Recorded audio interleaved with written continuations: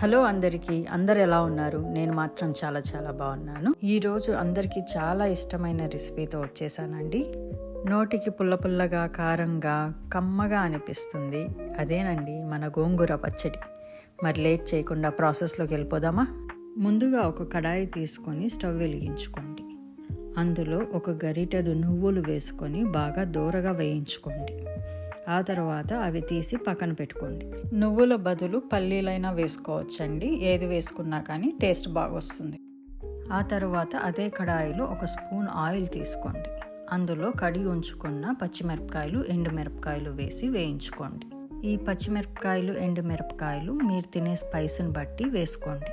ఇవి కొద్దిగా వేగాక ఇందులోనే 1/2 స్పూన్ జీలకర్ర, 1 స్పూన్ ధనియాలు వేసి బాగా దోరగా వేయించుకోండి. ఆ తర్వాత ఇవి కూడా తీసి పక్కన ఉంచుకోండి. ఆ తర్వాత అదే కడాయిలో మరొక స్పూన్ ఆయిల్ వేసుకొని బాగా శుభ్రంగా కడిగి ఉంచుకున్న గోంగూరను వేసి బాగా కలపండి. గోంగూరలోంచి నీరు ఊరుతాయండి, కాబట్టి నీరు వేయాల్సిన అవసరం లేదు. ఒకవేళ నీరు తక్కువగా అనిపిస్తే కొద్దిగా వాటర్ యాడ్ చేసుకోండి.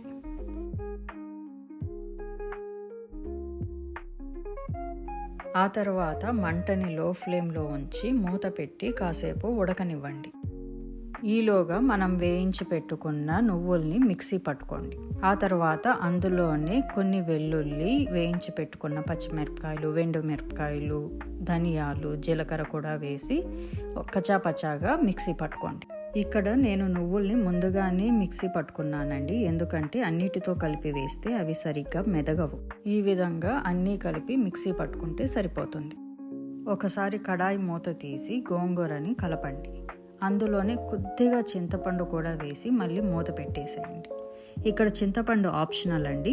ఒకవేళ గోంగూర కనుక మరీ పుల్లగా ఉంటే చింతపండు స్కిప్ చేసేయండి.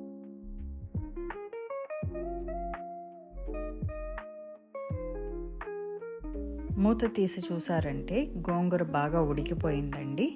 ఇప్పుడు స్టవ్ ఆఫ్ చేసుకొని దీన్ని కాసేపు చల్లారనివ్వండి. గోంగూర చల్లారాక దాన్ని కూడా మిక్సీలో వేసుకొని కొద్దిగా ఉప్పు వేసుకొని గ్రైండ్ చేసుకోండి.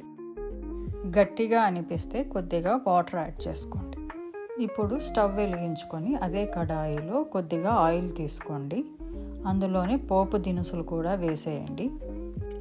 కొన్ని మెంతులు, కొన్ని ఎండుమిరపకాయలు, కొద్దిగా కరివేపాకు, కొంచెం పసుపు కూడా వేసి బాగా వేయించుకోండి. పోపు వేగిన తర్వాత అందులో మనం గ్రైండ్ చేసి పెట్టుకున్న ఈ గోంగూరను కూడా వేసేసి బాగా కలపండి. ఉప్పు తక్కువ అనిపిస్తే కొంచెం యాడ్ చేసుకోండి. అంతే అండి, ఎంతో టేస్టీ అయిన గోంగూర పచ్చడి తయారైపోయింది. ఇది కనుక వేడివేడి అన్నంలో కొద్దిగా పచ్చడి, కొద్దిగా నెయ్యి వేశారండి, ఎవరైనా కడుపు నిండా తృప్తిగా భోంచేస్తారండి. మరి మీకు కూడా గోంగూర దొరికితే ఇప్పుడే ఈ రెసిపీ ట్రై చేసేయండి. If you like the video, please like, share, subscribe. Thank you for watching. Bye bye.